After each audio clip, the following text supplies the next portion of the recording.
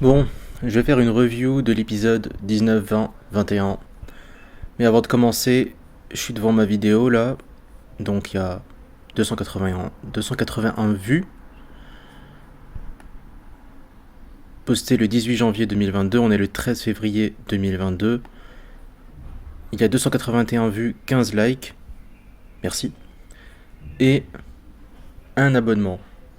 En fait, cet abonnement, c'est moi. C'est une autre chaîne. En fait, c'est ma chaîne personnelle. Lycanthrope, c'est juste pour les vidéos d'SNK et des animes et des mangas qui me plaisent. Mais SNK, c'est mon anime et mon manga préféré, de loin. Donc, j'ai reçu deux commentaires. Donc, le premier, je le lis. Même si Elena aurait pas fait cette tête, je savais que Armin avait un plan. Oui, on peut le déduire en fait, connaissant Armin. Surtout dans le manga, c'est encore plus flagrant. Parce qu'il y a un passage en fait où il parle de ça, du côté manipulateur de Armin, qui est totalement passé sous silence dans l'animé. Dans l'animé, Armin passe pour un ange pur et gentil. Oui, quelque part, il est ça. Et il n'est pas que ça. Vu que Armin est quelqu'un de faible, eh bien, en fait, sa force, c'est l'intelligence, c'est la ruse, c'est la manipulation. Et donc, il a un côté comme ça. Et un deuxième commentaire, j'allais dire plus intéressant, c'est pas qu'il est plus intéressant. Tu mérites vraiment plus de visibilité. Tes arguments sont propres et clairs, plus un. Ok, merci. Mais ce gars-là, il s'est abonné à ma chaîne. Ensuite, il s'est désabonné. Je pense parce que je lui ai pas répondu et que j'ai pas mis de like sur son commentaire. Ou pas, peut-être que ça n'a rien à voir. Peu importe, chacun fait ce qu'il veut. Mais, mais voilà, sachez que ce n'est pas ma chaîne personnelle. Je mettrai dans le montage en fait quand est-ce que la vidéo commence vraiment. Parce que là, j'ai même pas commencé l'analyse. Et ça fait déjà 2 minutes. Donc, tous ceux qui ont aimé ma vidéo, n'hésitez pas à vous abonner, il y aura d'autres vidéos à la suite. Voilà. Vous cliquez sur abo, et puis voilà, vous êtes au courant de mes prochaines analyses pertinentes. Parce que c'est vrai qu'elles sont pertinentes. Je plaisante. Mais c'est vrai qu'elles sont pertinentes. Alors, je vais commencer sans plus tarder. En fait, je vais me concentrer uniquement sur le passage de Sig et Eren dans l'axe. Déjà, Eren et Sig, avant de se toucher, ils avaient le monde entier contre eux. Parce que on ne savait pas en fait, c'était dangereux de les laisser se toucher. On ne savait pas quel serait leur plan, même si Yelena l'a révélé aux amis d'Eren. Et Armin dira par la suite, en fait, vous connaissez Eren, vous pensez vraiment qu'il va adhérer à ce plan. Même si les amis d'Eren ont décidé d'aider Eren, mais ils ont aidé Eren parce qu'ils ne savaient pas quoi faire d'autre. Ils ont aidé Eren en prenant le risque de faire un mauvais choix. Ils n'étaient pas sûrs d'eux. Ils ont fait ça parce qu'ils se disent, dans le doute, on va aider notre ami. Mais on n'est pas sûr que c'est la chose à faire. Eren et Sig, avant de se toucher, avaient le monde entier contre eux, et c'est pour cela que, de savoir si Eren partageait les plans de Sig, avant qu'ils se touchent, ce n'était pas du tout l'enjeu. De toute façon, il fallait se toucher. Il fallait qu'ils se touchent, il fallait qu'ils aillent dans l'axe pour pouvoir appliquer leur plan. Leur plan qui s'avérera effectivement différent entre Eren et Sig. Eren révèle qu'en fait il a fait semblant d'être dans le camp de Sig. Mais si Sig l'avait su avant, il est totalement possible qu'il voudrait quand même toucher Eren, puisque c'est Eren qui détient le titan originel, et que le faire bouffer, ça se fait pas en un claquement de doigts. On connaît Eren, surtout lorsqu'il a ingéré le titan marteau. Alors là, il était encore plus inarrêtable. D'ailleurs, soit dit en passant, je n'aime pas du tout l'animation MAPPA. J'ai été quelqu'un qui a été très déçu dès que j'ai appris qu'ils allaient changer de studio. Parce que 8 studios était tout simplement parfait. Donc peu importe ce qu'ils allaient nous proposer d'autre, pour moi ça allait forcément en soi être décevant. Et décevant, pour moi ça l'a été. Dès le premier épisode de la saison 4, je me suis dit mais c'est quoi ça Ça aurait dû être beaucoup plus incroyable, beaucoup plus fou en fait. Notamment le combat de Eren contre le titan marteau, notamment le combat de Eren contre tous les titans, le titan de Reiner, le cuirassé, le mâchoire et le charrette. Donc il s'est battu contre 3 titans en même temps. Lui, il avait 3 titans, mais il peut pas utiliser l'originel, donc il en a 2 finalement. Et ce combat-là, toute cette partie-là, aurait dû être beaucoup plus intéressante, beaucoup plus incroyable. Il y a que l'arrivée de Sig qui était bien fait. Quand il le montrait de loin sur le mur, quand il tombe en fait, là dans l'anime c'est beaucoup plus accentué. Quand il tombe, tu te dis mais waouh, il va faire cette chute du haut du mur, il va s'écraser au sol. Effectivement, ça c'était bien fait. Il y avait des trucs qui étaient réussis, mais pour quelques petits trucs réussis, il y a beaucoup de choses qui sont ratées dans l'animation Mappa. Et le plus gros défaut de l'animation Mappa, c'est le rythme. Le rythme est très mauvais. C'est le plus gros défaut. Déjà, l'animation, elle est pourrie, mais elle est totalement pourrie. Mais, en fait, je ne comprends pas comment est-ce qu'on peut apprécier l'animation de Mappa après avoir traversé les 3 saisons avec 8 studios. Je ne comprends pas. Mais bref, c'est une parenthèse. Il y a un truc à préciser, mais que, à mon avis, tout le monde aura quand même compris par eux-mêmes, c'est que le passage de Eren et Sig dans l'axe ne dure qu'une seule seconde dans le monde réel. C'est pour ça que Mikasa et Armin n'ont pas eu le temps de remarquer que Eren a eu la tête arrachée, et s'ils avaient pu le voir, eh bien, de toute façon, ils n'auraient pas eu le temps de réagir, parce que à peine la tête d'Eren tombe dans la main de Sig, et à peine ce qui se passe ensuite se passe, dans l'épisode 21. Donc, Eren révèle à Sig qu'il ne partage pas son plan. Sig est déçu, il est malheureux, il est triste parce qu'il croyait que son frère partageait ses aspirations. Et en fait, deuxième retournement de situation, Sig révèle qu'en fait c'est lui qui est en contrôle de l'axe dans l'axe. Et au lieu de dire bah tant pis, tu m'as trahi mon frère, je vais appliquer mon plan, il se dit bah non, je vais te convaincre, je ne veux pas t'abandonner, je t'aime, parce que c'est ça en fait, c'est l'affection du grand frère à son demi-frère Eren. Ça c'est l'une des raisons pour laquelle il veut convaincre Eren, c'est parce qu'il ne veut pas l'abandonner, il veut pas l'avoir contre lui, il veut l'avoir avec lui, il ne veut pas le laisser pour compte, mais ce n'est pas du tout la seule raison. Pour moi, la deuxième raison, qui est peut-être moins importante, mais qui a quand même son importance, c'est que Sig souhaite avoir une victoire totale. Il ne veut pas seulement gagner, il veut aussi gagner de la bonne façon. Sig étant un idéologue, il est convaincu d'être dans le vrai. C'est normal de vouloir être dans le vrai. Mais en tant que personne qui se croit dans le vrai, qui veut être dans le juste, dans le bien, il se dit, puisque Eren n'est pas une mauvaise personne, puisque Eren lui aussi a de bonnes intentions, pourquoi est-ce que Eren ne pourrait pas tout simplement se rendre compte que j'ai raison? Il a envie d'être validé par Eren, et en étant validé par Eren, ça lui donnera d'autant plus l'impression d'être dans le juste, d'être dans le vrai. Il y a aussi un élément très important, c'est que Sig emmène Eren voir les souvenirs de Grisha, alors que Sig ne les a pas lui-même vus. Il est tellement convaincu que son père est une mauvaise personne, que même en ne l'ayant pas vu, il se dit le simple fait de voir ses souvenirs, donc de voir sa vie, va suffire pour convaincre Eren de qui est réellement Grisha, quelqu'un qui l'a manipulé, qui l'a entraîné sur sa voie, alors que ce n'est pas la volonté d'Eren. On se rendra compte que il se fourvoie complètement. Non seulement c'est la volonté d'Eren, mais c'est bien plus la volonté d'Eren que Grisha en réalité. Donc là, on passe dans les souvenirs de Grisha, on se rend compte qu'en fait Grisha perçoit Eren, il ne le voit pas, il le perçoit seulement. Beaucoup de personnes, après avoir vu l'anime, j'ai l'impression, se sont dit, en fait, Eren a manipulé son père. Si son père a agi comme il a agi, c'est sous l'influence d'Eren. À mon avis, c'est totalement faux. Grisha a été influencé par Eren, influencé seulement, pas manipulé. Il n'a pas été une marionnette que Eren a pu contrôler et a pu lui dire tu fais ça, tu vas faire ça, tu dois faire ça. C'est absolument faux. Et pourquoi est-ce que Grisha a la capacité de percevoir Eren, et Sig notamment? C'est parce que Grisha est le détenteur non pas de l'original à ce moment-là, mais plutôt je voulais dire de l'assaillant. Voilà, c'est très important. Si Grisha peut voir Eren et Sig, c'est parce que lui-même a l'assaillant en fait. En tout cas, c'est mon hypothèse. Et on se rend compte en fait que Grisha selon moi, oui, a influencé Eren, mais ça marche aussi dans l'autre sens. Eren a influencé Grisha. Et Eren a poussé Grisha à poursuivre sa voie. C'est-à-dire que quand il était en face de la famille Reiss, eh bien, devant le fait accompli, devant eux, lorsqu'il devait les massacrer, il n'a pas pu.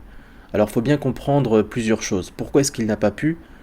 C'est parce que Grisha, avant ce moment-là, n'avait jamais tué personne. De plus, Grisha est un médecin. Un médecin, ça soigne, ça sauve des vies, ça ne les tue pas. Donc c'est pour ça que Grisha, en fait, n'a pas pu continuer, n'a pas pu poursuivre. Il a non pas abandonné, non pas renoncé, mais en fait, il s'est dit, ben non, je peux pas. Faut comprendre qu'en fait, non, il n'a pas renoncé parce que il ne s'est pas dit, je ne dois pas le faire. Il sait qu'il doit le faire, mais il n'en a pas eu la capacité. C'est très différent. C'est comme en fait, si t'es au sommet d'un plongeoir, tu sais que tu dois plonger, tu veux plonger, mais ton instinct t'en empêche. C'est exactement pareil. L'instinct de Grisha l'empêchait de poursuivre son chemin, alors qu'il savait qu'il le devait. C'est exactement comme lorsque le titan d'Eren Kruger, en fait, enfin voilà, lorsque Eren Kruger se révèle à lui, lorsque Eren Kruger sauve la vie de Grisha, Grisha il lui dit, je n'ai plus envie de continuer, j'en ai marre, toute cette souffrance, toute cette violence, si j'avais su, je ne me serais pas engagé sur cette voie. Grisha n'est pas Eren. Eren a cette capacité de tuer les autres, alors que Grisha, non, pas du tout, en fait. Maintenant, je vais aborder le sujet du paradoxe temporel. Qu'est-ce qu'un paradoxe temporel? Admettons que demain, je vais me baigner dans une rivière et que je vais me noyer. Est-ce qu'il est possible que mon moi du futur me sauve la vie à ce moment-là? La réponse est non, puisque si je meurs noyé dans la rivière, il n'y a donc pas de moi du futur, et donc je ne peux pas me sauver moi-même dans le passé. Il faut que je me sauve d'une autre façon, soit par moi-même, soit par une personne. Voilà, c'est ça le paradoxe temporel en fait. Un autre type de paradoxe temporel, c'est si je remonte dans le passé et que je me tue moi-même. C'est pas logique, si je me suis tué moi-même dans le passé, donc il n'y a plus de moi dans le futur. Voilà, c'est ça un peu les paradoxes temporels. Eh bien, je vais expliquer pourquoi est-ce que il est faux de dénoncer le paradoxe temporel. Pour deux raisons. La première qui est un peu tirée par les cheveux, mais qui peut marcher un petit peu, c'est de dire, en fait, peut-être que l'histoire s'est déroulée une seule fois sans l'intervention d'Eren, et que Eren est ensuite intervenu. Ça marche pas tellement, mais ça marche un peu. Ça peut marcher un petit peu. Mais la deuxième raison, et celle-là c'est la plus importante, il s'agit d'approfondir la nature du pouvoir du titan assaillant. En réalité, le pouvoir du titan assaillant n'est pas en tant que tel de voir l'avenir et de remonter dans le temps. Le pouvoir du titan assaillant consiste à transcender le temps. C'est quoi transcender le temps? Transcender, ça veut dire aller au-delà. Donc en fait, pour le titan assaillant, le passé et le futur ont lieu en même temps. Et donc, en fait, le titan assaillant a cette capacité d'écrire son destin. Il a la capacité de choisir les différentes possibilités. Et c'est pour ça que cette espèce de, entre guillemets, paradoxe temporel est totalement possible lorsque tu possèdes le titan assaillant, et que ce n'est pas, du coup, un paradoxe temporel en réalité. C'est parce qu'en fait, tu peux choisir dans quel futur tu veux aller. Et donc, tu peux transcender le temps, et donc tu peux, en fait, admettons, si tu as le titan assaillant, toi-même t'envoyer un message du futur vers ton passé, et donc toi-même choisir dans quelle ligne temporelle tu veux aller. Donc, Sig découvre en fait que Eren n'est pas du tout le frère innocent qu'il s'était imaginé, bien au contraire, Sig et Eren sont des archétypes. Eren correspond, selon moi, d'après mon analyse, Eren correspond à l'extrême droite et Sig à l'extrême gauche. En fait, ils ont une volonté totalement opposée l'un et l'autre. Sig a envie de sauver, Sig a envie de détruire les Eldiens pour sauver le reste du monde, alors que Eren, c'est l'inverse. Il a envie de détruire le reste du monde pour sauver les Eldiens. Donc en réalité, Eren représente ce que Sig a toujours combattu, c'est-à-dire la violence, l'idée de liberté et d'être prêt donc d'être prêt à nuire aux autres pour conserver sa liberté, ou pour la retrouver, ou pour l'obtenir. Sig décide donc d'enclencher le grand terrassement, surtout maintenant que Grisha lui a révélé euh, que Grisha lui a révélé en fait que ce sera Eren qui va avoir qui va obtenir ce qu'il veut en fin de compte. Il y a aussi en fait la, la découverte de Sig. C'est-à-dire que Sig voulait montrer à Eren qui était réellement Grisha, c'est-à-dire une mauvaise personne, et c'est plutôt Grisha qui a découvert que... Grisha, pardon, Sig, parfois je confonds les noms. Donc je disais Sig voulait montrer à Eren que Grisha était mauvais, et c'est plutôt Sig qui a découvert que Grisha, en fait, n'était ni mauvais ni bon, en fait. Voilà. C'est-à-dire que c'est pas parce qu'il a maltraité son fils dans son enfance que ça l'empêche par la suite de regretter, de se dire j'ai mal agi, de s'en mordre les doigts, de se dire mais de trouver ça même horrible, c'est-à-dire qu'il est en larmes et que se passe-t-il? Ben Sig lui pardonne, Sig lui dit ben en fait tu as compris ton erreur, tu regrettes ton erreur donc Sig pardonne à son père. C'est une scène très émouvante évidemment. Donc en fait c'est marrant cette partie-là parce que Sig en fait il voulait gagner des points, il voulait qu'à la fin Eren se dise ouais franchement ce que tu m'as montré ça m'a troublé, c'est vrai que là je remets en question la volonté de mon père. Et c'est exactement l'inverse qui s'est produit en fait. C'est Sig qui a découvert qui était réellement son père. Donc, je reprends, il voulait donc forcer son plan d'éradication douce. Eren était enchaîné, et j'aime beaucoup la symbolique de la scène. C'est-à-dire que même quand Eren est enchaîné physiquement, eh bien il est prêt à se blesser lui-même, à se mutiler pour retrouver la liberté de ses mouvements. Donc même lorsque son enchaînement est physique, ça ne suffit toujours pas pour Eren à briser sa volonté. Il est prêt à tout pour être libre. Même lorsque c'est concret, même lorsque ce n'est même pas métaphorique. Donc, Eren court pour attraper Ymir. Il entre en contact avec Ymir. On voit le passé d'Ymir. On découvre qu'en fait Ymir était une personne au départ banale, une personne normale, que c'est une coïncidence en fait si c'est tombé sur elle, finalement. Beaucoup de personnes disent oui, Ymir au cœur pur, Ymir la gentille. Moi je pense que c'est une personne banale en fait. C'est une personne qui n'est pas spécialement gentille, qui n'est pas spécialement méchante. Voilà. C'était surtout une esclave en fait. Et une petite fille. On découvre l'origine des titans, très intéressant aussi, c'est-à-dire que l'origine des titans n'est pas d'origine divine et ni démoniaque, il s'agit simplement d'une créature qui est à l'origine des titans.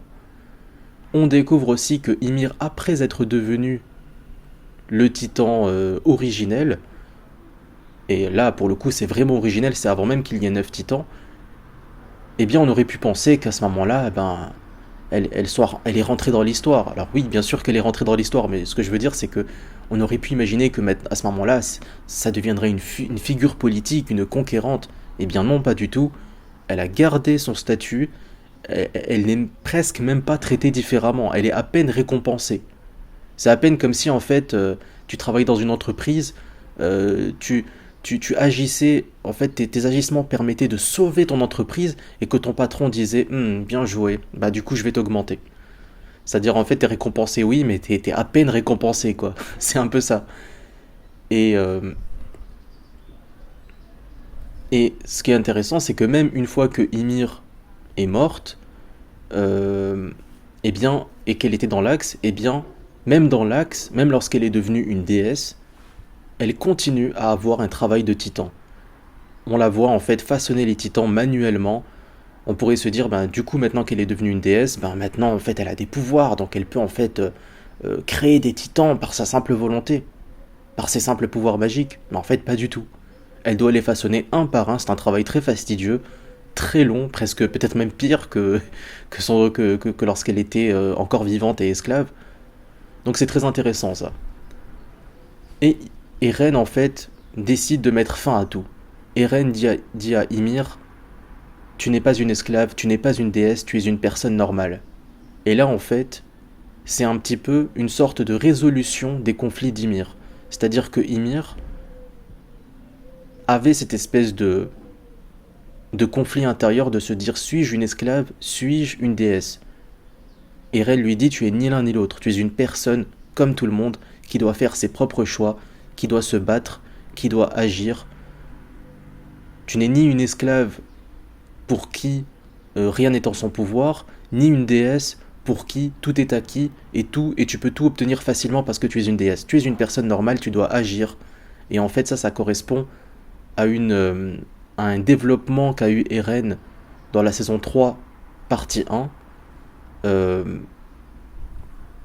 Vous vous souvenez lorsqu'il est sur le mur et que le titan de Rhodes, du père d'Historia, arrive vers, je sais plus quel district, mais c'est un district du mur Sina, il me semble. Et voilà, vous savez, le titan rampant hyper géant.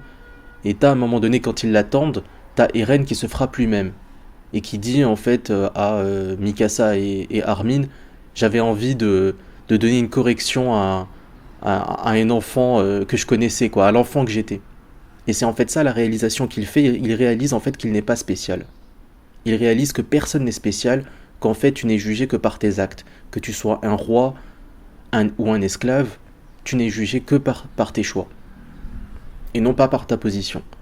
C'est d'ailleurs tout le sujet de la partie 1 de la saison 3, c'est-à-dire il y a les nobles et les aristocrates et tout qui sont là, qui se disent bah voilà, moi j'ai cette position, et en fait ils ne font que camper sur leur position. Donc en fait ils n'agissent pas. Et c'est ça que déteste Eren par-dessus tout. C'est d'ailleurs pour ça qu'il a ce visage démentiel lorsqu'il entend la porteuse du titan originel que Grisha bouffera dire on n'y peut rien, on n'a rien à faire, en fait on est coupable de nos crimes et donc il ne faut pas agir. L'idée de ne pas agir, Eren a totalement horreur de ça. Il pense que tout le monde devrait agir, que tout le monde devrait se battre pour sa liberté comme lui. Et être prêt à tout comme lui. Et donc pourquoi est-ce que c'est Eren qui gagne le duel? Parce qu'il y a un duel en fait entre Eren et Sig lorsqu'ils sont dans l'axe. Un duel qui consiste à ce que chacun se bat pour appliquer son plan. Eh bien c'est parce que Eren propose autre chose à Ymir. Il lui dit « Cette situation dans laquelle tu n'es pas obligé d'y rester. » Et c'est ça qui crée les larmes de rage d'Ymir. C'est qu'en fait, malgré qu'elle a pu obtenir le titan original, malgré tout ce qui lui est arrivé, elle n'est jamais sortie de sa situation d'esclave. Et c'est ça qui crée son tourment. Et son tourment, en fait, remonte à elle. Et c'est comme ça que j'interpréterai ces larmes de rage. Et donc, à ce moment-là, on peut voir le grand terrassement que va appliquer Eren. Au départ, Armin pense que il va appliquer le plan tel que ça a été décidé, c'est-à-dire n'utiliser que les titans colossaux pour détruire l'armée Mar, mais non. Eren veut détruire le monde entier puisqu'il se dit « Le monde entier veut nous détruire, alors nous détruirons le monde entier pour rester en vie. » En fait, Eren n'est pas un pacifiste, c'est totalement l'inverse, il se dit « Vous voulez la guerre, vous l'aurez. On va se battre pour triompher, c'est tout. On n'a pas à chercher la paix puisque vous ne voulez pas la paix, je n'ai pas de raison de la vouloir non plus. Je veux gagner, je veux survivre. Vous voulez vous aussi survivre et on doit se battre, c'est tout. Qu'il en soit ainsi. » Voilà. Après, il y aurait d'autres choses à analyser dans la suite. Voilà. Je me dis que je vais terminer cette vidéo comme j'ai terminé la précédente. Il y a d'autres choses à analyser dans les événements à venir, mais les éléments à venir, je n'en parle pas. Ces reviews sont pour des gens qui ne regardent que l'anime, et je ne vous envie pas. Moi, j'ai commencé à lire le manga à partir de... j'ai lu le manga avant la sortie de la saison 4. Donc j'ai lu en fait la suite avant l'adaptation de Mappa. Et c'est mieux comme ça parce que c'est nettement mieux dessiné. Donc je vous conseille fortement de lire le manga. De lire tout le manga, du début jusqu'à la fin. Voilà, je pense n'avoir rien oublié. Si j'ai oublié des trucs, tant pis, de toute façon il y aura d'autres vidéos. Je vous remercie donc de votre écoute et je vous dis à une prochaine vidéo. Je vous promets pas que ce sera forcément des reviews sur les épisodes à venir. On verra, je verrai. En tout cas, merci de votre écoute et n'hésitez pas à vous abonner. Voilà, si mon contenu vous a plu jusque-là. Voilà, merci, salut, ciao.